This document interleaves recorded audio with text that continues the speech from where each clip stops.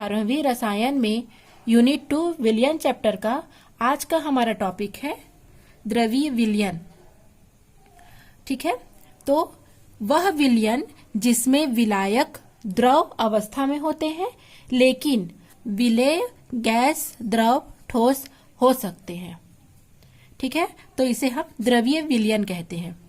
और द्रवीय विलयन 3 प्रकार के होते हैं, गैस और द्रव जिसमें विलायक द्रव और विलेय गैस हो, द्रव प्लस द्रव जिसमें विलायक और विलेय दोनों द्रव हो, ठोस प्लस द्रव जिसमें विलेय ठोस है और विलायक द्रव है। तो अब हमको आगे का टॉपिक जो पढ़ना है वो यहाँ डिटेल दिया गया है। गैस प्लस द्रव में हमको हेनरी का नियम पढ़ना है। द्रव प्लस द्रव में ठीक है हमको राउल्ट का नियम, आदर्श अनादर्श विलयन, विचलन और स्थिर क्वाथी विलयन, इतने टॉपिक पढ़ने हैं। और ठोस और द्रव में हमको अणु संख्या गुणधर्म पढ़ने हैं, जिसमें 4 गुणधर्म आएंगे। वाष्प पदार्थ में आपेक्षिक अवनमन, क्वथनांक में उन्नयन, हिमांक में अवनमन और परासरण दाब। और ये जब सारा टॉपिक क्लियर हो जाएगा तो हमको अंतिम में वॉन्ट हाफ समीकरण पढ़ना है। तो ये आपका यूनिट 2 का आगे पढ़ने का सिलेबस है। अब हम 3 जो प्रकार है उनके एग्जाम्पल देख लेते हैं। अगर विलायक द्रव और विलेय गैस अवस्था में हो तो इसका एग्जाम्पल आ जाएगा सोडा वाटर। ठीक है, सोडा वाटर में क्या होता है, गैस कार्बन डाइऑक्साइड और द्रव रूप में जल होता है। ठीक है, तो सोडा वाटर इसमें आएगा एग्जाम्पल के रूप में। दूसरा है द्रव और द्रव, जिसमें द्रव के रूप में अल्कोहल विलेय है और विलायक के रूप में जल है। और तीसरा आएगा ठोस और द्रव, जिसमें विलेय ठोस और विलायक द्रव है। तो इसमें आ जाएगा नमक और जल। ठीक है, तो सबसे पहले हम आज का टॉपिक गैस और द्रव, जिसमें विलायक द्रव अवस्था में है और विलेय गैस अवस्था में है, ये आज हमको पढ़ना है। ठीक है, तो उसमें आज हम लोग हेनरी का नियम पढ़ेंगे कि हेनरी का नियम क्या है। और ये एग्जाम की दृष्टि से बहुत ही ज्यादा इम्पोर्टेंट है, पेपर में इससे क्वेश्चन आते हैं। ठीक है, उसके बाद अगले वीडियो में हम राउल्ट का नियम पढ़ेंगे, जो कि द्रव और द्रव विलयन में आएंगे। तो चलिए पढ़ना स्टार्ट करते हैं हम लोग। आज का टॉपिक हेनरी का नियम।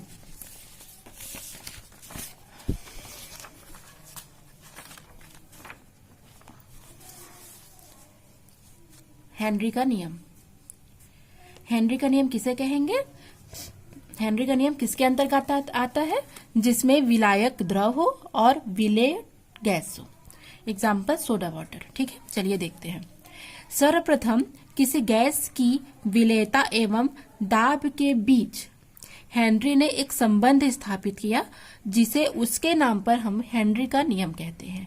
अर्थात गैस की जो सॉलिबिलिटी होती है, सॉलिबिलिटी मतलब घुलने की जो क्षमता होती है, और दाब होता है, उसके बीच जो संबंध होता है, उसे ही उन्होंने हेनरी का नियम कहा।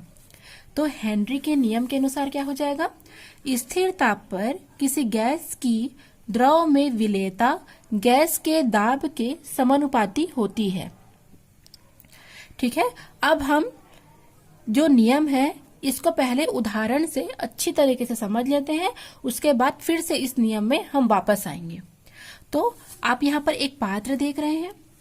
ठीक है, इस पात्र में जल भरा है, ठीक है, जो कि विलायक है, और यहाँ पर ऑक्सीजन गैस है। ठीक है, तो हमको क्या करना है, ऑक्सीजन गैस को यदि हम ज्यादा दाब से, ज्यादा प्रेशर से इस जल में मिलाएंगे तो क्या होगा, जल में ऑक्सीजन की लेवल या सॉलिबिलिटी बढ़ेगी, घुलनशीलता बढ़ेगी। ठीक है, तो इसी पर यह नियम आधारित है कि यदि तापमान बिल्कुल स्थिर है, टेम्परेचर स्थिर है, तो जो गैस है ऑक्सीजन गैस, इसकी जो विलेयता है या घुलने की क्षमता है, ठीक है, वो किस पर निर्भर करेगी, इसके दाब पर निर्भर करेगी। अर्थात दाब के समानुपाती होगी। ठीक है, अर्थात यदि हम दाब बढ़ाएंगे, इस पर ज्यादा प्रेशर लगाएंगे, तो यह ऑक्सीजन गैस उतनी ही ज्यादा मात्रा में इस जल में घुलेगी। ठीक है, तो स्थिर तापक्रम पर यहाँ पर M समानुपाती P, जहाँ M क्या है, घुली हुई गैस की मात्रा है जो जल में घुली है, P क्या है? गैस का दाब है। और यदि हम इस समानुपाती का चिन्ह को हटाएंगे तो यहाँ पर एक स्थिरांक लगेगा K, और ये K क्या कहलाता है? हेनरी का स्थिरांक कहलाता है। ठीक है, अब हम इसको एक और एग्जाम्पल से अच्छी तरीके से डिटेल करते हैं। उसके लिए हम एग्जाम्पल लेते हैं सोडा वाटर। इससे आप लोग को और अच्छी तरीके से हेनरी का नियम समझ आ जाएगा। सोडा वाटर में कार्बन डाइऑक्साइड प्लस जल का मिश्रण होता है, जिसमें ये गैस होता है और ये द्रव होता है। ठीक है, और यहाँ पर द्रव क्या होता है? विलायक के रूप में होता है, और गैस होता है विलेय के रूप में। ठीक है, तो आपको पता है सोडा वाटर कैसे तैयार किया जाता है? सोडा वाटर में क्या क्या मिलाया जाता है, किस प्रकार से वो बनता है? तो चलिए इस पर एक नजर डालते हैं। सोडा वाटर जिस फैक्ट्री में या जहां भी तैयार होती है, वहां पर क्या करते हैं? ये सोडा वाटर की एक बोतल है जो पेप्सी के आकार की होती है। ठीक है, इसमें अंदर में केवल जल भरा है, नॉर्मल जल है। ठीक है, उसमें किसी भी प्रकार का गैस का कोई मिश्रण नहीं है।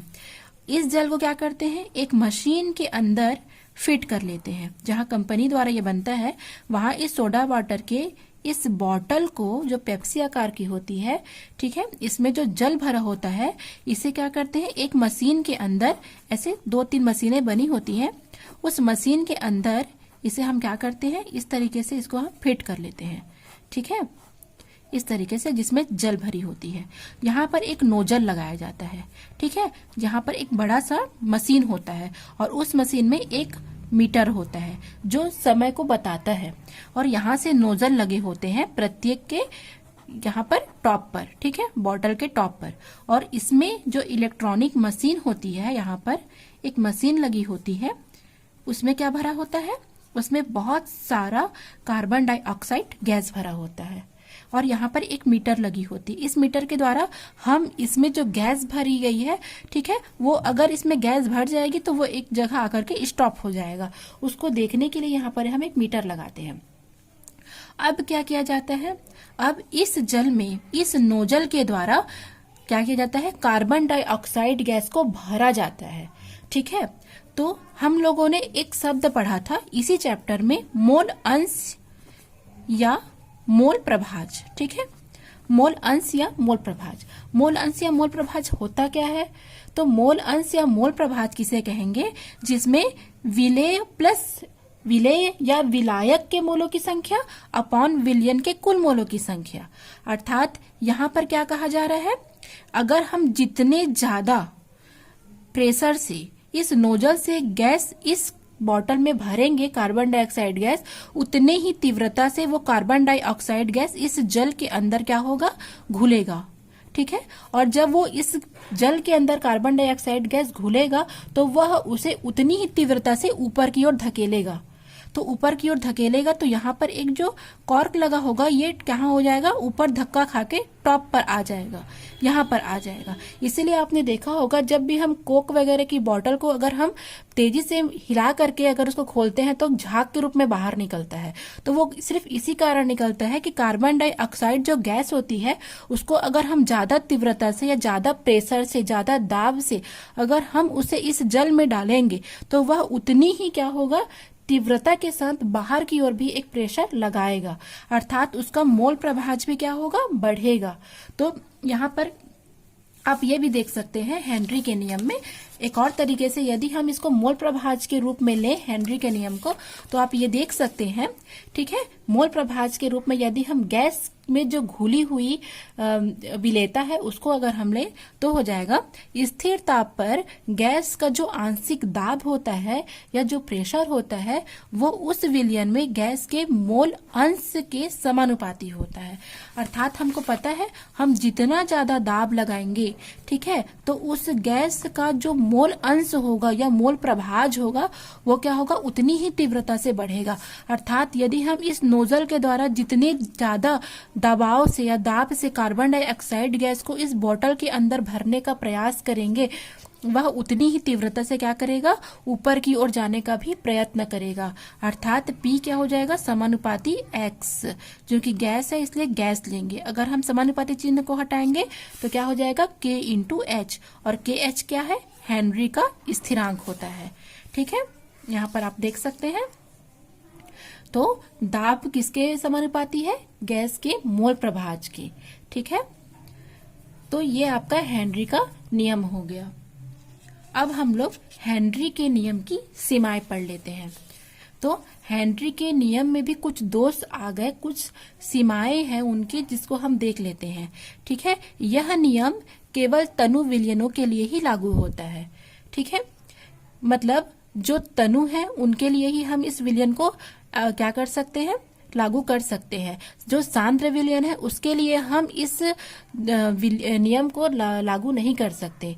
ठीक है, ये नियम सांद्र विलयनों के लिए का पूर्ण पालन नहीं करता है और ये हम अनुप्रयोग में पढ़ेंगे। ठीक है, फिर क्या होता है? दाब निम्न तथा ताप उच्च होना चाहिए। हेनरी का नियम तभी लगा सकेंगे जब हमको दाब कम देना पड़ेगा और ताप उच्च होना चाहिए, अर्थात गैस को आदर्श गैस के समान व्यवहार करना चाहिए। तीसरा है, गैस को विलायक के साथ अभिक्रिया करके कोई यौगिक नहीं बनाना चाहिए, क्योंकि यदि वो विलायक के साथ क्रिया करेगा तो क्या करेगा? या तो वो उसमें जुड़ेगा या वो अलग होगा। जैसे एग्जाम्पल में देख सकते हैं, यह नियम अमोनिया का जल में विलीनीकरण को की प्रक्रिया में लागू नहीं होता है। क्यों? क्योंकि वो जल के साथ यौगिक बना लेता है। देख सकते हैं आप, अगर हम अमोनिया गैस को जल के साथ क्रिया कराएंगे तो वो क्या बनेगा? अमोनियम हाइड्रोक्साइड बनेगा और अमोनियम हाइड्रोक्साइड का वियोजन हो जाएगा अमोनियम और हाइड्रोक्सिल आयन में। ठीक है, और यह नियम हम HCl गैस के विलीनीकरण पर भी लागू नहीं कर सकते, क्योंकि यहाँ भी क्या होगा? HCl का वियोजन हो जाएगा। आप देख सकते हैं यहाँ HCl गैस के रूप में है। ठीक है, जो क्या हो गया? जलीय विलयन के रूप में आ गया और यह जलीय विलयन H+ और Cl- आयन में अर्थात हाइड्रोजन आयन और क्लोराइड आयन में विभक्त हो गया। तो चलिए हम इसके अनुप्रयोग के ऊपर एक बार प्रकाश डाल लेते हैं।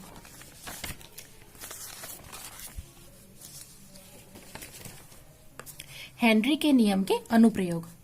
तो सबसे पहले आ जाएगा अनुप्रयोग में शीतल पेय के उत्पादन में, अर्थात गर्मी के समय में हम जितने भी शीतल पेय, सोडा वाटर, कोक, जितना भी हम पीते हैं उन सब में कार्बन डाइऑक्साइड गैस की विलेयता को, अर्थात कार्बन डाइऑक्साइड गैस की घुलनशीलता को बढ़ाने के लिए हम बॉटल को क्या करते हैं? अधिक दाब पर बंद करते हैं। अर्थात बॉटल में हम गैस का दाब को इतना ज्यादा बढ़ा देते हैं, क्योंकि जब दाब बढ़ाएंगे हम तो वह कार्बन डाइऑक्साइड गैस उस बॉटल में ज्यादा मात्रा में जाएगा, जिससे वह उस जल में तीव्रता से घुलेगा। ठीक है, आपने देखा होगा जब आप कोक, स्प्राइट या कोई भी सोडा वाटर लेते हैं और जब उसको हम एक कांच के गिलास में जब डालते हैं तो बहुत सारे हमको उसमें बुलबुले नजर आते हैं। तो और हम अगर उसको 5 मिनट के लिए भी छोड़ देंगे तो वह बुलबुले उतनी ही आसानी से उसमें से बाहर निकल जाते हैं और वह आपका जो कोक का जो जल है वो सिर्फ नॉर्मल जल और मीठा जल के रूप में रह जाता है। तो वही कहा जा रहा है कि जब किसी भी सोडा वाटर में कार्बन डाइऑक्साइड की अगर हमको घुलनशीलता को बढ़ानी है तो हमको उसको ज्यादा प्रेशर लगा करके उसके अंदर बंद करना पड़ेगा। ठीक है, दूसरा है गहरे समुद्र में सांस लेने में। तो क्या होता है, इसको भी थोड़ा सा एग्जांपल से हम समझ सकते हैं। क्या होता है, मान के चलिए ये एक समुद्र है। ठीक है, ये एक समुद्र है, ये समुद्र है, समुद्र का तल है। तो यहाँ पर क्या है? वायुमंडलीय दाब। यहाँ पर वायुमंडलीय दाब है, जो यहाँ पर एक गोताखोर है। ठीक है, ये गोताखोर है, ये समुद्र के तल पर है, तो ये वायुमंडलीय दाब क्या लगेगा? इस पर लगेगा। ठीक है, समुद्र का कोई दबाव इस पर नहीं पड़ रहा है और जैसे जैसे ये समुद्र के अंदर जाते जाएगा, तो जब मान के चलो ये यहाँ पर पहुंचा है समुद्र के तल पर, ठीक है, ये पूरा समुद्र का तल है, और जब ये थोड़ा नीचे में पहुंचा है तो इस पर समुद्र के जल से एक दाब पड़ेगा और वायुमंडलीय का भी एक दबाव उस पर पड़ेगा। जैसे जैसे अगर वो नीचे आते जाएगा वैसे वैसे क्या होगा? समुद्र के जल का दाब इसके ऊपर ज्यादा तीव्रता से पड़ेगा। जैसे वो समुद्र के गहराई में चला जाएगा तो उस पर समुद्र के जल का दाब बहुत ज्यादा पड़ेगा और समुद्र के जल का दाब उसके ऊपर बहुत ज्यादा मात्रा से पड़ेगा, जिसके कारण क्या होगा? उसके शरीर में ऑक्सीजन की कमी हो जाएगी। और यदि हम उसे सिलेंडर देंगे, ठीक है, यदि हम उसे क्या देंगे? सिलेंडर देंगे, और मान के चलिए उस सिलेंडर में नाइट्रोजन और ऑक्सीजन गैस का मिश्रण है, क्योंकि सिलेंडर जो रहता है उसमें नाइट्रोजन और ऑक्सीजन गैस का ही मिश्रण होता है। तो ये मिश्रण क्या होगा? इसके बॉडी में तीव्रता से घुलेगा। कारण क्या है? क्योंकि इसके शरीर में, ठीक है, समुद्र के जल के दबाव के कारण एक प्रेशर बन रहा है, दबाव ज्यादा पड़ेगा। दबाव ज्यादा पड़ने से क्या होगा? इसके शरीर में ऑक्सीजन की कमी भी क्या होगी? कम होगी। तो अगर हम सिलेंडर से, यदि हम इसे क्या करेंगे, इसमें तेजी से यदि हम इसको नाइट्रोजन और ऑक्सीजन गैस देंगे सिलेंडर के द्वारा, तो इसके रक्त में भी वो बहुत तेजी से घुलेगा, क्योंकि इस पर दबाव ज्यादा है, इस पर प्रेशर ज्यादा पड़ रहा है जल का। तो इस कारण क्या होगा? इसको ज्यादा मात्रा में गैस की आवश्यकता होगी, ठीक है। और जैसे जैसे वो क्या होगा, समुद्र तल से ऊपर की ओर आते जाएगा, और जैसे वो टॉप पर पहुंच गया तो क्या होगा? जो बुलबुले हैं, ठीक है, जो बुलबुले हैं वो कोशिकाओं में अवरोध उत्पन्न करेंगे। क्यों? क्योंकि जल का दबाव अधिक होने से वहां पर सिलेंडर में गैस का दबाव भी अधिक हो गया और शरीर में वो तेजी से घुलने लगा। लेकिन जैसे जैसे हम ऊपर जाएंगे वैसे वैसे जो रक्त का प्रवाह है वो क्या करेगा? वो भी प्रवाहित होगा। अर्थात गोताखोर को जो बॉडी में अधिक मात्रा में जो सिलेंडर से भरी हुई नाइट्रोजन और ऑक्सीजन गैस उसके जो नसों में गई है, वो क्या होगी? अचानक से ऊपर आने की वजह से वो क्या होगी? बुलबुले के रूप में या ब्लड की कोशिकाओं को प्रभावित करके या डैमेज करके क्या करेगी? वो शरीर से बाहर निकलेगी, जिससे गोताखोर को अत्यधिक पीड़ा होती है और कभी कभी उसके लिए ये जानलेवा भी हो जाता है, ठीक है। आप देख सकते हैं गहरे समुद्र में गोताखोरों को उच्च दाब की वायु से श्वास लेना पड़ता है। उच्च दाब की वायु से सांस क्यों लेना पड़ता है? क्योंकि समुद्र से नीचे जाने पर समुद्र के तल का में जो जल का दाब होता है वो उस पर ज्यादा पड़ता है, और उच्च दाब के कारण उसमें ऑक्सीजन की कमी होती है, जिससे सिलेंडर में भरी जो नाइट्रोजन और ऑक्सीजन गैस है वो भी बहुत अधिक तेजी से उसके रक्त में घुलता है। लेकिन जैसे ही वो नीचे से ऊपर की ओर सतह की ओर आता है तो घुली हुई जो गैसें हैं अब क्या होंगे? जो नसों में गई हैं वो अब बाहर निकलेंगी, तो ब्लड में से वो निकलने की कोशिश करती है, अर्थात कोशिकाओं को डैमेज करती है, जिससे हमारे क्या होता है? जो गोताखोर होते हैं उनको बहुत अधिक पीड़ा होती है और कभी कभी ये उसके लिए जानलेवा हो सकता है, ठीक है। तो इस कंडीशन में क्या करना चाहिए? इस कंडीशन में हमको इस कंडीशन को बैंड्स कहते हैं, ठीक है। क्या कहेंगे? इस कंडीशन को बैंड्स कहेंगे। तो क्या करना चाहिए? बैंड से बचाव के लिए जो सिलेंडर लेकर जाते हैं गोताखोर, उसमें हीलियम गैस भी मिलाई जानी चाहिए, क्योंकि हीलियम गैस क्या होता है? हीलियम गैस की विलेयता बहुत कम होती है। ये बॉडी में उतना अधिक इफेक्ट नहीं पहुंचाता है जितना नाइट्रोजन और ऑक्सीजन गैस पहुंचाते हैं। यदि हम उसमें हीलियम मिला देंगे तो क्या होगी? अगर वो बॉडी में घुलेगी भी तो उसका असर बहुत कम होगा, जिससे बुलबुले के रूप में जो गैस है उनके ऊपर आने के लिए या गोताखोर को इससे कम से कम पीड़ा होगी, ठीक है। और ये उनके लिए नॉर्मल होगा, कोई घातक नहीं होगा। इसीलिए उस सिलेंडर में हीलियम गैस मिलाई जाती है। तो जो आप पहला पढ़े थे हेनरी के नियम की जो सीमाएं पढ़े थे, फर्स्ट टॉपिक जो पढ़े थे कि यह केवल तनु विलयनों के लिए लागू होता है। अर्थात अगर हम सांद्र विलयन लेंगे, जैसे नाइट्रोजन और ऑक्सीजन गैस जो सिलेंडर में भरी है, अगर उसकी हम सांद्रता बढ़ा देंगे तो क्या होगा? ये गोताखोर के लिए अत्यधिक हानिकारक होगा और उसके लिए, उसकी जान के लिए भी क्या होगा? बहुत ही ज्यादा ये हानिकारक होगा। इसलिए हम तनु विलयन लेते हैं। तनु विलयन के लिए उसमें हम हीलियम गैस मिलाते हैं ताकि वो हमारे शरीर के लिए, गोताखोर के शरीर के लिए किसी भी प्रकार से घातक ना हो। इसीलिए यहाँ पर सेकंड पॉइंट में भी कहा गया है कि दाब हमको कम लेना है लेकिन टेम्परेचर हमको हाई लेना है, ठीक है। उसके बाद हम देखेंगे कि अत्यधिक ऊंचाई पर श्वास लेने में कठिनाई।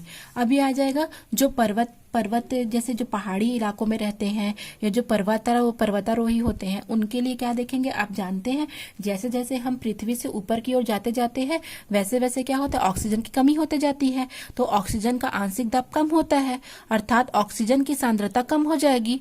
तो पर्वतारोही ये जो ऊंचाई पर पहाड़ियों इलाकों में रहते हैं उनमें आप देखे होंगे अक्सर ऑक्सीजन की कमी पाई जाती है, जिससे उनके शरीर कमजोर होने लगते हैं, उनमें सोचने की क्षमता कम हो जाती है, उनके में क्या होता है? उनकी बॉडी में बहुत वीकनेस आ जाता है। तो इस बीमारी को हम एनॉक्सिया कहते हैं।